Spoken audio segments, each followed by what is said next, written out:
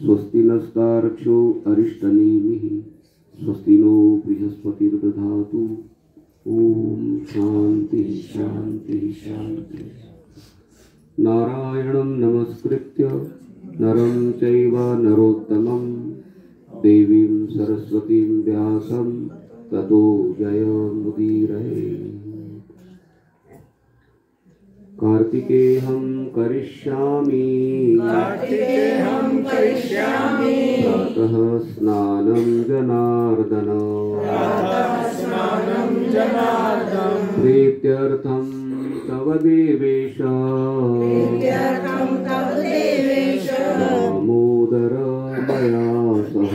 दामोदर मया सह अहमेवासमेवाग्रे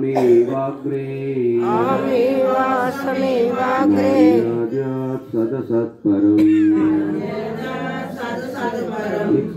पश्चादहं यदि तच्च यो वशिष्येत सोऽस्मि विषयार्थं यत् प्रतीयेत न प्रतीयेत चात्मनि तद्विद्यादात्मनो माया यथा भासो यथात्मा यथा महान्ति भूतानि भूतेषु चावचेष्वनु प्रविष्टान्यप्रविष्टानि तथा तेषु न तेष्वहम् एतावदेव जिज्ञासं तत्त्वजिज्ञासुनात्मना अन्वयव्यतिरेकाभ्यां यत् स्यात् सर्वत्र सर्वदा आदौ रामतपोवनादिगमनं हत्वा मृगं काञ्चनं वैदेहीहरणं जटायुमरणं सुग्रीवसम्भाषणं कालीनिग्रहणं समुद्रतरणं लङ्कापुरीदाहनं पश्चाद्रावण कुम्भकर्णहननं एतद्धि रामायणम्। श्री सद्गुरुदेव भगवान की जय, सच्चिदानंद भगवान की जय। सर्वधर्मान् परित्यज्य मामेकं शरणं व्रज अहं त्वा सर्वपापेभ्यो मोक्षयिष्यामि मा शुचः।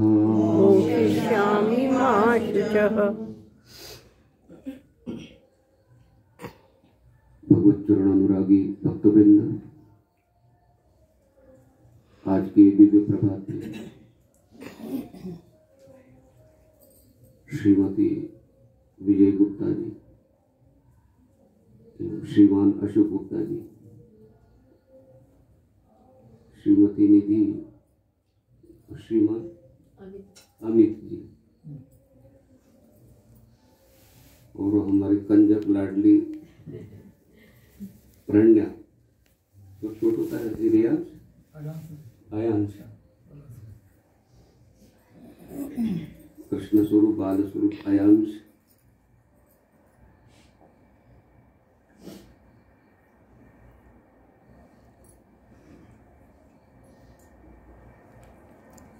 भगवान कृष्ण सत्यभामा को कार्तिक मास की महिमा बता रहे हैं।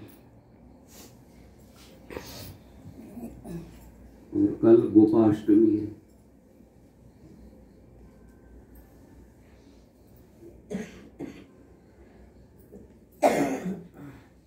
गोपाष्टमी की भी बड़ी महिमा बताई है।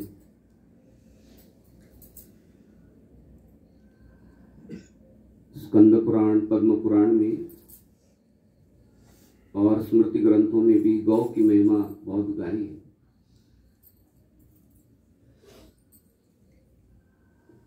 गौ का महात्म्य, महिमा का पता चल जाता है तो साधक की रुचि हो जाती है पूजन करने में, गौ की परिक्रमा करने में।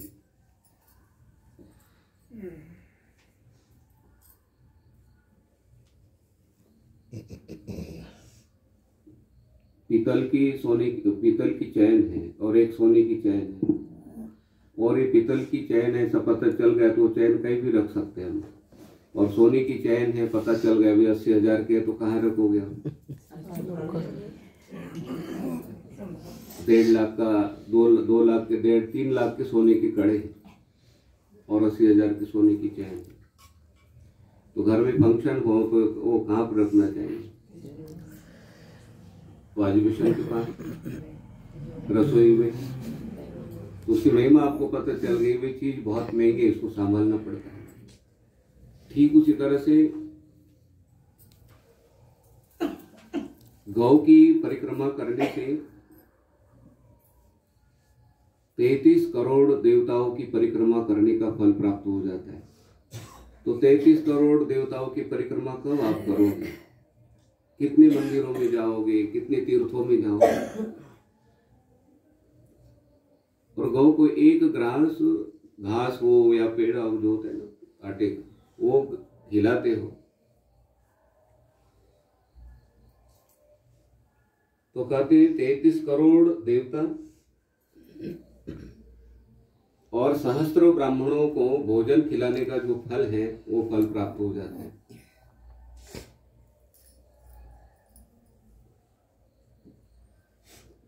और एक फूल चढ़ाते हो, फूल गौ माता की पूजा करते हो, तो जिस समय आप पहले क्या करना चाहिए भाई?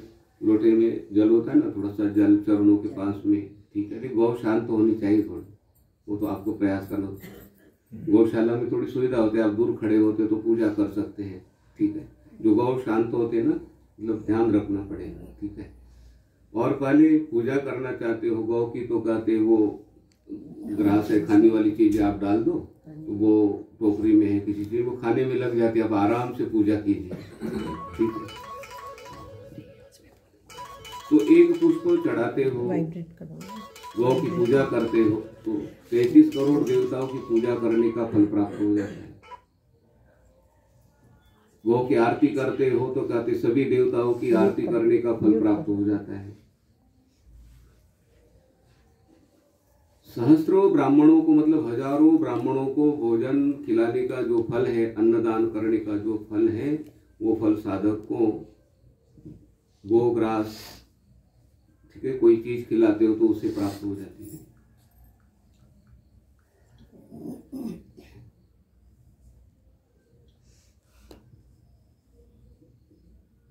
चावल से, अक्षत से पूजा करते हो, चावल है नहीं, वही सामान्य नहीं होते चावल भाई। जैसे गौ की पूजा कर लिया, किसी चंदन, भाई को चंदन वो लगाते हैं ना, तो उसके बाद में कहते हैं चावल का प्रयोग करना है, अक्षत। तो लक्ष्मी का स्वरूप है, कहते लक्ष्मी स्थिर हो जाती है। लक्ष्मी स्थिर मतलब खर्चा कम होता है। 50,000, 1 लाख, 50,000, 1 लाख बिना काम से निकल जाते हैं, तो उस समय क्या हो जाता है भाई? बोलो। खर्चा ज्यादा होता है तो आता है तो ठीक लगता है, खर्चा ज्यादा होता है ना तो उस समय बड़ी दिक्कत लगती है। ठीक है, देखो बर्तन खरीदने में, सोना खरीदने में, मकान बनाने में खर्चा हो जाता है, अच्छा लगता है। एक खर्चा ना बिना काम का खर्चा समझते हो। प्रेम नगर में बहन ने छिप के लिए आ रही थी, झटके से देख लिया तो वो नस क्या हो गई, बोले गुरु जी 50,000 रुपये लग। ये कौन सा खर्चा हो गया? बिना काम का। ये ऐसा खर्चा कहते हैं, रुक जाता है।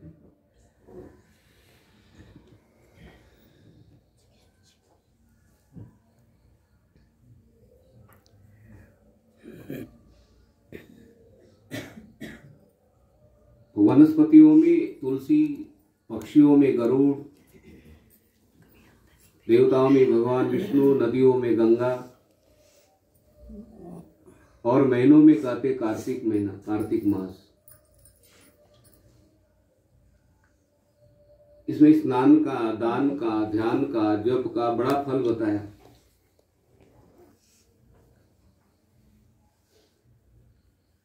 कहते आप हरि का नाम लेते हो प्रातः काल, हरि का नाम लेने से अश्वमेधादिभिर्यज्ञैर् नरमेधैः सदक्षिणैः यजितं तेनोक्तम हरिरिति अक्षरद्वयम्।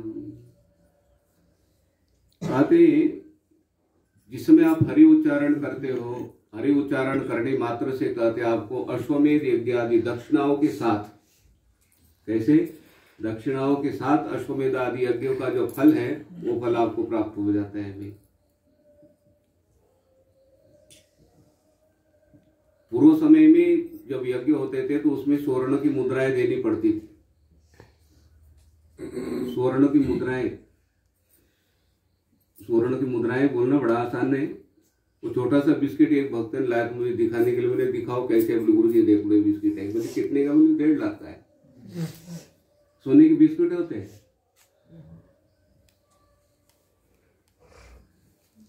वो तो हमारी ज्वेलर्स परिचय है। बोले गुरु जी सोने की ईंट भी है, छड़ भी है। हाँ, छड़ भी क्या बोलते हैं लोग, अरबी छड़ भी जो भी है। हाँ, पता है आप लोगों को। देखो हाँ जी, आपके ज्वेलर्स को फोन करके बोले ईंट लेनी है, हमें सोने की छड़ भी लेनी है, बोला तो आपको गाड़ी लेने के लिए आएंगे। आप बहुत खुश हो जाते। तो ठीक जैसे सोने की कीमत है उसी तरह से कहते हरि, ये भी बहुत बड़े बड़े हीरे मोती है भाई, भगवान का नाम। धर्मानुगो गच्छति जीव एक, कहते हैं धर्म साथ में जाता है। जो आपने प्रातः काल स्नान किया है, कार्तिक माह में श्रवण किया है, तीर्थ यात्राएं की है, गीता जी के श्लोक पढ़ते हो, श्रीमद् भागवत जी के आपने श्लोक पढ़े हैं, अभी श्रवण किए हैं, सुनाने वाले को भी वही फल है और सुनने वाले को भी वही फल है। ब्रह्मा जी ने नारद मुनि को कहा कि जो कार्तिक मास में गीता जी का पाठ करता है, चाहे एक श्लोक हो, एक अध्याय हो, और श्रीमद् भागवत जी का पाठ करता है, श्रीमद् भागवत जी का एक श्लोक का पाठ करता है, बोले नारद उसके पुण्यों की गिनती नहीं कर सकता हूं मैं, उनके पुण्य का वर्णन नहीं कर सकता हूं। ब्रह्मा जी बोल रहे कितना फल है भाई। ये क्या है, फल में दिखाई नहीं पड़ता ना। यदि दिखाई पड़े ना, हमारे इसमें खाते में 3 करोड़ भगवान के तरफ से आ गए, विश्वास हो जाएगा। ये अदृश्य रखा भगवान ने, इसलिए अदृश्य रखा कि पुण्य कर्मों का पता चल जाए तो वो अहंकार होने की संभावना है जी। जैसे केरला का व्यक्ति उनको बताएगा ना मेरा पुण्य इतना है, मेरे खाते में तो 10 करोड़ हो गए पुण्य कर्म। कितने हो गए? उससे क्या होता है जी? हाँ, अहंकार होने की संभावना है ना।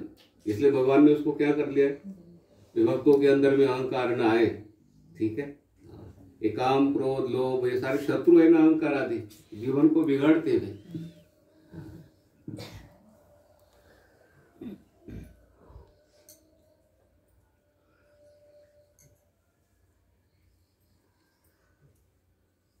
और ये भगवान का नाम है, भगवान का दर्शन है, ये पाठ है, गीता जी का पाठ है, भागवत जी का पाठ करते हो आप, श्लोक पढ़ते हो, उसका बड़ा फल बताया। और ये पाठ करने से कहते हमारे अंतःकरण की शुद्धि हो जाती है। अंतःकरण की शुद्धि का अर्थ है अनंत जन्मों के जो पाप कर्म है। और जिस समय आप कार्तिक महात्म्य श्रवण करते हो, कार्तिक महात्म्य श्रवण करते समय, भगवान की कथा श्रवण करते समय भगवान आकर शांति से नहीं बैठते, भगवान आते हैं। जिस समय आप कथा श्रवण के लिए बैठे हो, वॉशिंग मशीन का तो बटन दबाना पड़ता है, हमें जाना पड़ता है वहां पे, लेकिन जिस समय आप कथा श्रवण करते हो तो भगवान आते हैं। ठीक है, आपके घर में वॉशिंग मशीन अपने आप शुरू हो जाती है? बोलो, ऑटोमेटिक तो बोलते हो, नल में पानी ना हो, बोलो चालू कर लो। हमारी मशीन ऑटोमेटिक है लेकिन वो बिजली नहीं जी, बोलो काम रुक जाता है भाई। लेकिन भगवान ऐसे एक आते, जिस समय आप कथा श्रवण करने के लिए बैठे हो उसी समय भगवान आते हैं। श्रीमद् भागवत जी के 3 स्कंद में प्रतिपादन किया, राजा परीक्षित को बता रहे कि जिस समय कथा श्रवण करने के लिए साधक बैठता है तो उस समय भगवान क्या करते भाई, प्रविष्टः कर्णरंध्रेण स्वानां भाव सरोरुहं धुनोति शमलम कृष्णः सलिलस्य यथाशर। कहते जिस समय साधक कथा श्रवण करने के लिए बैठते हैं उस समय भगवान कान के द्वारा क्या करते भाई, प्रवेश करते हैं। चोर को चोरी करनी होती है तो दरवाजे से आएगा, खिड़की से आएगा?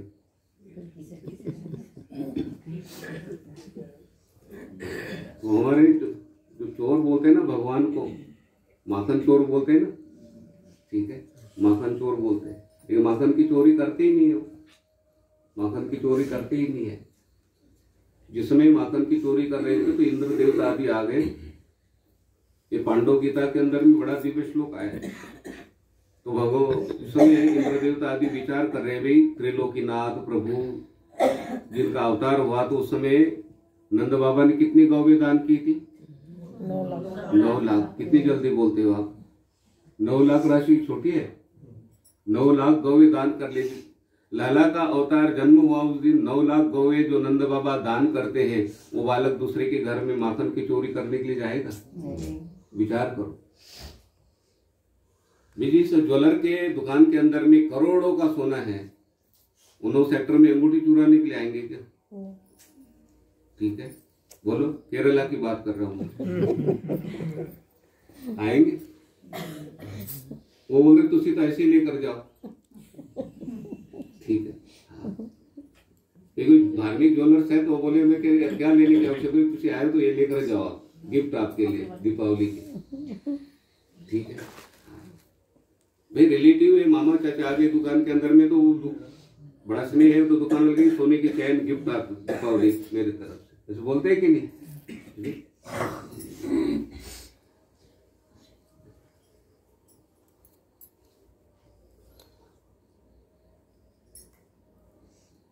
गिफ्ट छोटी हो बड़ी हो, कहते हैं जिनके घर में दुकान है पेन की, पेंसिल की, किताबों की, लेकिन उस बालक को स्कूल के अंदर में पेंसिल पेन मिल जाता है तो उसको संभालता है भाई, गिफ्ट है। हमारे घर में कितनी भी चीजें, बाहर वाली चीजें है ना, उसकी बड़ी महिमा होती है, ठीक है।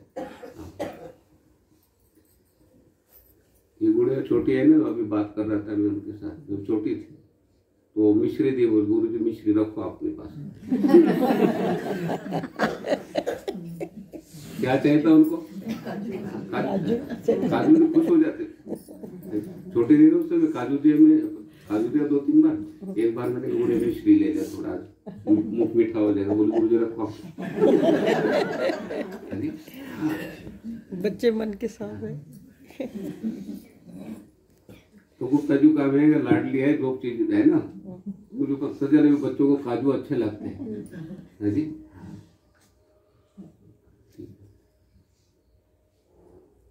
तो मैं काजू का पैकेट रखता हूँ पास में और समाप्त हो जाता है, जल्दी रुकता नहीं है। तो उस काजू का पैकेट आ गया तो मुझे लगता है कब फाड़े उसको और कब भगवान को भोग लगा के।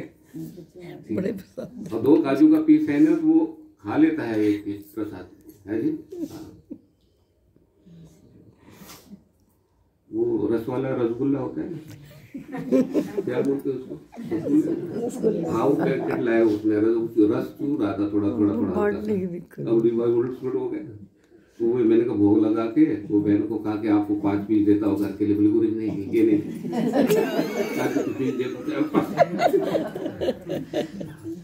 वो हाथ में लेने में भी क्या हुई, संभालने में दिक्कत हो, ठीक बोल रहे थे वो, ठीक है। तो फ्रिज में रख सकते हैं, लेकिन वो प्रसाद देने में कितनी दिक्कत हो जाती है। हाँ जी, आइए विषय कहाँ पर चल रहा है? प्रविष्टः कर्णरंध्रेण, भगवान कान के द्वारा प्रवेश करते हैं, ठीक है। तो पहले जो माखन की चोरी चल रही ना, तो इंद्रादि देवता आकाश मार्ग में उपस्थित हैं और विचार कर रहे हैं कि नारायण यहाँ पर आए हुए हैं और ये चोरी करते हैं गोपियों के घर में जाकर। इंद्र देवता को अच्छा नहीं लगा, इंद्र देवता को अच्छा नहीं लगा। भी 9 लाख गौवें दान करते हैं जो त्रिलोकीनाथ, जिनकी सारी सृष्टि उनकी है जी। अपना कोई पदार्थ नहीं भी, सारी सृष्टि उनकी है, ठीक है, सारी सृष्टि उनकी है। हम कोई पदार्थ नहीं बना सकते, हम कोई चीज नहीं बना सकते। सवेरे सवेरे आप सब्जियां लेते हो तो भगवान बनाते हो सब्जियों को, सारी पैकिंग वो करते हैं। वो लोग खरीदते हैं ना, मुझे लगता है कि हमने सब्जी खरीद ली तो मूली हमारी है, गाजर हमारे है, ऐसा लगता है। अपनी कोई चीज नहीं है। समझिए नाखून भी खराब हो जाता है, नाखून भी नहीं बना सकते, नाखून भी नहीं बना सकते।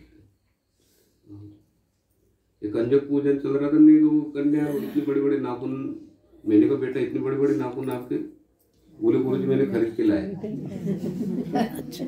बताते हो बच्चे को, बता देते हो, तू निकाल के दिखाए झट से, बोले देखो ठीक है। हाँ, वो हम ये चीज बना नहीं सकते भाई। मैंने एग्जाम्पल दिया है, उदाहरण दिया। कोई शरीर की चीज हम बना नहीं सकते, संसार के अंदर में कोई चीज नहीं बना सकते, सारी चीजें प्रभु की है। तब इंद्र देवता आदि बोल रहे प्रभु सारी सृष्टि आपके है, सारे पदार्थ आपके हैं, और इतने बड़े होकर आप चोरी कर रहे हो। इंद्र देवता अपने मन में बोल रहे। तो इंद्र देवता ने ध्यान लगाकर देखा, ओ आज पता चला प्रभु आप माखन की चोरी नहीं करते हो। नारायणो नाम प्रसिद्ध चोरः कथितः पृथिव्याम। नारायण नाम वाले प्रसिद्ध चोर हो आप। क्या चोरी करते हो प्रभु? अनेक जन्मार्जित पाप संचयम, अनेक जन्मों की जो पाप कर्म है वो आप चुराते हो। कब चुराते हो? हरति अशेषम स्मृत मात्र, जिसमें आपका स्मरण करते हैं। आज मुझे पता चला है कि गोपियां प्रातः काल आपका स्मरण करती है, और उनके घरों में आप क्या करने जाते हो? पापों की चोरी करने के लिए जाते हो। तो आप जिस समय कथा श्रवण कर रहे हो तो उस समय प्रविष्ट कर्ण रंध्रेण, अब पापों की चोरी करने के लिए आए प्रभु, है जी। और पापों की चोरी करने के लिए आए तो अंदर क्या है? खिड़की के द्वारा प्रवेश कर लिया। प्रवेश करके कहते हैं क्या करते हैं प्रभु अपन? ठीक है, अब प्रभु वहां पर शांति से नहीं बैठते हैं। वॉशिंग मशीन में कपड़े डालने के बाद में वो जो सुदर्शन चक्र होता है ना लगा हुआ, वो शांति से बैठता है क्या?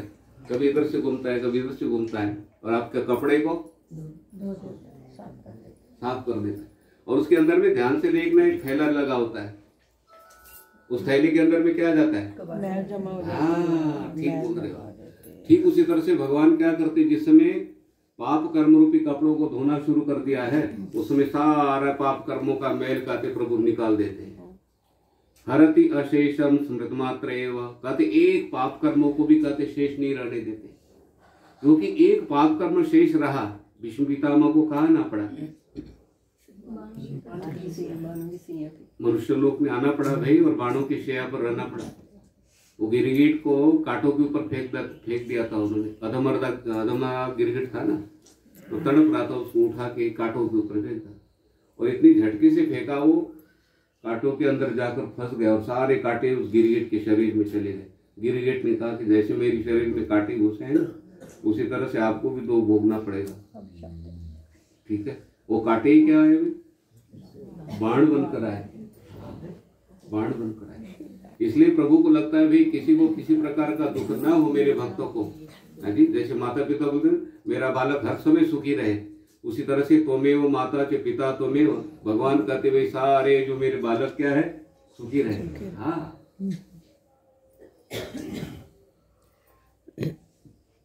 तो भक्तों के घर में, मतलब हमारा घर के शरीर रूपी घर है भाई, इस शरीर रूपी घर के अंदर में भगवान पाप कर्मों को धोने के लिए आते हैं, पाप कर्मों को धोने के लिए आते हैं।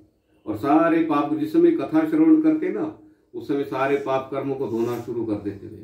दोनों होती शमलम कृष्ण, धोना शुरू कर देते। 6 महीने के बाद बेटी घर में आ गई माँ के पास में, और अटैची में बहुत कपड़े हैं।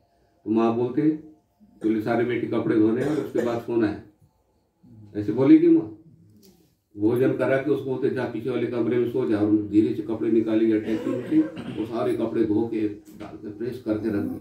बोले मम्मी अब तो मैं उठी हुआ आराम करके, अब मैं कपड़े धो। बोले बेटा सब तैयारी हो गई। बोलो ऐसा होता है कि नहीं? कोई माँ है कि भी आते ही वो लग जाओ काम में। और वो तो त्वमेव माता पिता त्वमेव। भगवान को लगता है किसी भी अनेक जन्मों की साधक करके यात्रा न करे। ठीक है, इसलिए भगवान ने क्या कर लिया है, जिसमें आप कथा श्रवण करते हो। बोले परीक्षित, जिसमें आप कथा श्रवण करने के लिए बैठोगे, उसमें आपके पाप कर्मों को भगवान आकर क्या करेंगे भाई? प्रक्षालन करेंगे।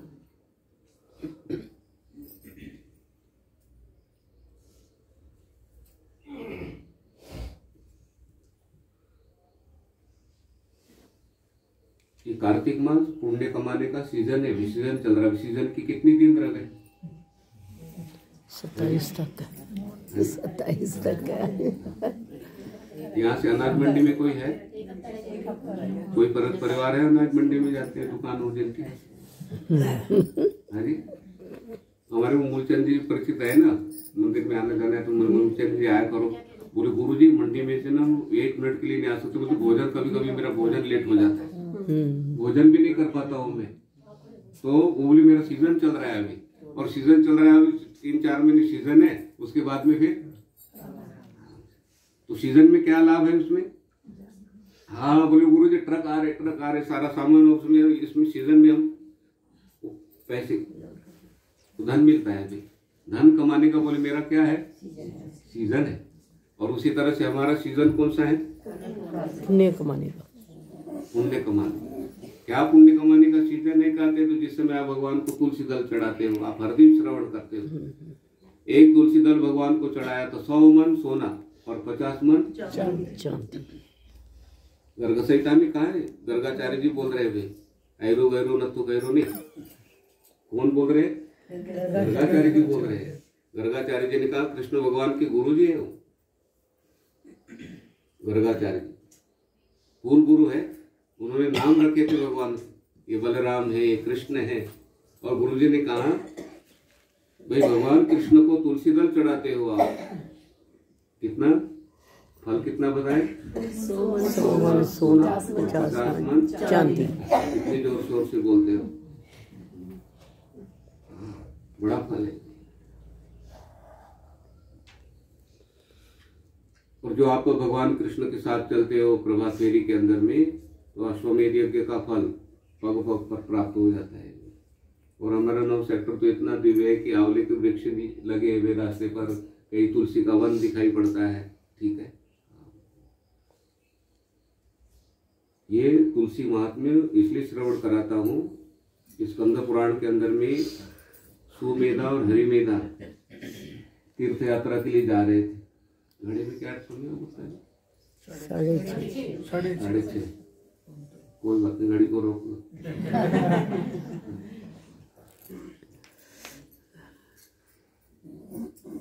आज क्या हुआ है?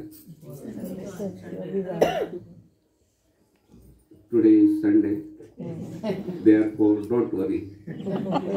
ठीक है, बराबर। लेकिन तभी समय नहीं लेंगे ज्यादा, पता है भी बहनों को बहुत काम होता है, छोटे काम होते हैं घर में, इतना कार्य छोड़कर आए होगा। संडे मंडे हो गए, मेरे पति को जगाना है, पति को जगाना है, चाहे बहुत से काम होते हैं, मुझे पता है सब। हाँ, विचार का आपसे चल रहा है सुमेधा और हरिमेधा। तो तीर्थ यात्रा के लिए जा रहे थे, तो गहन वन आया हुआ, दोपहर का समय था। वो तुलसी वन देखा सुमेधा ने, हरिमेधा ने। तो सुमेधा ने क्या है, परिक्रमा की, परिक्रमा करके प्रणाम किया।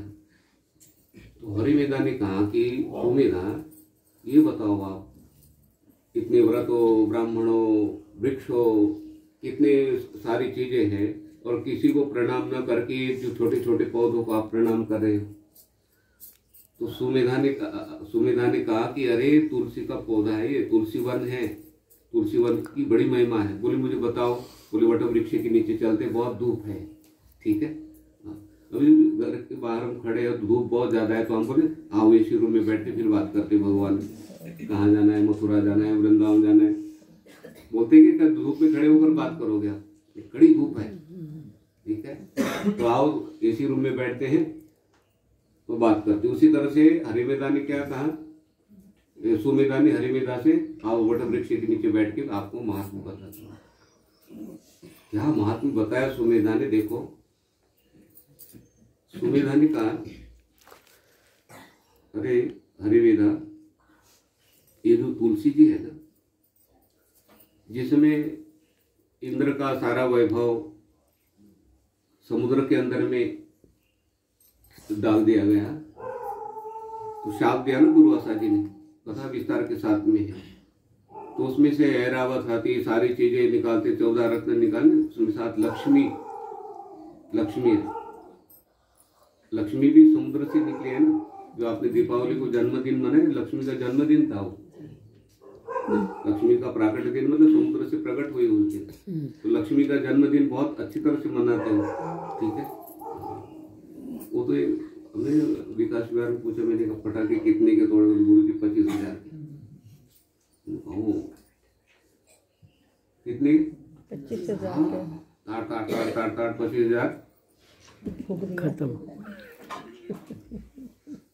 वो विचार कहाँ पर चल रहा है? विकास विहार का नाम बताया, बोलना नहीं भाई, वहाँ पे केरला की बात बोली।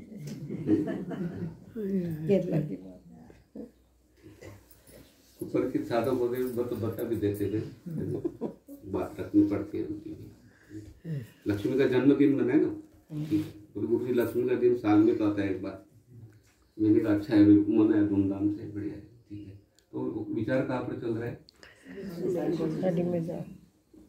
महालक्ष्मी वट वृक्ष के नीचे। वट वृक्ष के नीचे तुलसी महात्मा बतानी है।